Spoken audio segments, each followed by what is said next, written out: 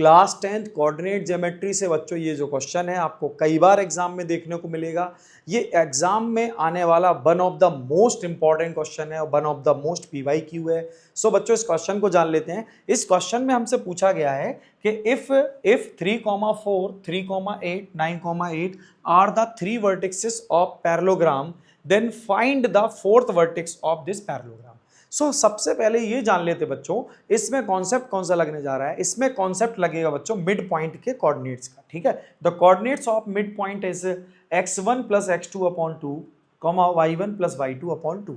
सो इस कंसेप्ट के बेस पर हम इस क्वेश्चन को सॉल्व करेंगे और किसी दूसरे कंसेप्ट पर अगर क्वेश्चन सॉल्व करना चाहें भी तो थोड़ा सा लेंथी हो सकता है और कॉम्प्लिकेट भी हो सकता है। तो बच्चों one of the best and simplest form तरीका होगा ये क्वेश्चन को सॉल्व करने का।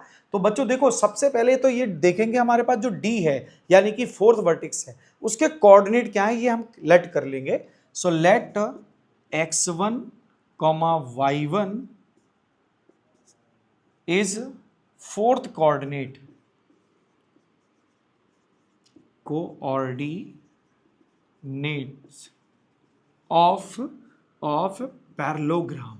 ठीक है बच्चों, अब ये जान लेते हैं हम लोग कि इसके जो पैरेललोग्राम के डायगोनल होंगे वो कैसे होंगे। हम सब जानते हैं कि पैरेललोग्राम के डायगोनल एक दूसरे को बाइसेक्ट करते हैं, इसका मतलब दोनों एक दूसरे के मिड पॉइंट से पास होते हैं। तो we no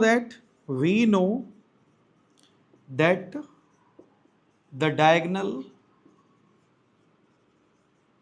AC and BD of parallelogram ABCD bisect each other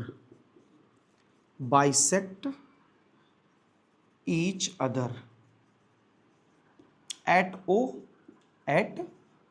ठीक है बच्चों, तो हमने O पर कर लिया, लेकिन O के भी तो कुछ कोऑर्डिनेट होंगे दैट इज x, y। ठीक है बच्चों, सो हमें ये मालूम चल गया कि O जो है ना इन दोनों का मिड पॉइंट है। तो बच्चों एक बात बताइए आप, क्या coordinate of mid point of AC coordinates of mid points of AC is equal to coordinate of mid point of BD। ये दोनों सेम नहीं होंगे क्या? इन दोनों के जो कोऑर्डिनेट्स होंगे वो सेम नहीं होंगे, दैट इज O।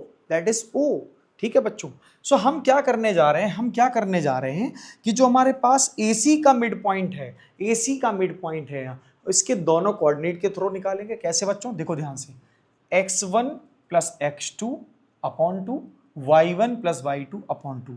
इसका मतलब 3 + 9/2, 4 + 8/2। This is the coordinate of O and O is midpoint of AC। ठीक है, इसके बाद BD का जो मिड पॉइंट है O, उसके कोऑर्डिनेट भी तो कुछ ऐसे ही होंगे। देखो ध्यान से, x1 + x2 कहने का मतलब x1 + 3/2, y1 + 8/2। यही तो मिलने जा रहा है हमको। O के कोऑर्डिनेट तो हमें दोनों साइड से मिलेंगे ना, AC के मिड पॉइंट से भी मिलेंगे और BD के मिड पॉइंट से भी हमें O के कोऑर्डिनेट मिलेंगे। ठीक है बच्चों, अब ये देखो, ऑब्जर्व करो, ये क्या लिखा है, 9 + 3 यानी कि 12/2, इट मीन 6। तो ये हो जाएगा 6, और ये 4, 8 क्या होता है, 12/2, it is also 6। So 6, 6 is equal to x1 + 3/2, y1 + 8/2।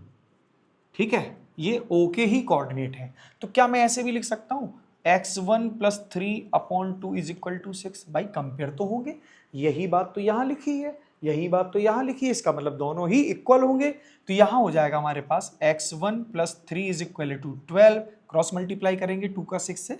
So x1 is equal to 12 - 3, so x1 is equal to 9।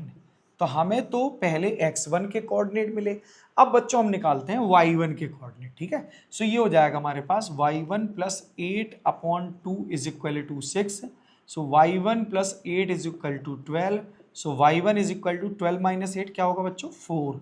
सो हमें d के कोऑर्डिनेट मिल गए, d के कोऑर्डिनेट होंगे 9,4, 9,4, this is the final answer. So बच्चों ये क्वेश्चन आपको समझ में आ गया होगा। अगर आपको इसका सॉल्यूशन पसंद आया, इसका मेथड क्लियर हो गया है, तो बच्चों वीडियो को लाइक करें, और अगर चैनल पे नए हैं तो बच्चों मैथोग्राम सीबीएसई परिवार का एक हिस्सा बने, सब्सक्राइब जरूर करें, साथ ही साथ बेल आइकन को दबाएं ताकि ऐसे ही क्वेश्चन आपको डेली मिलते रहें। Thank you.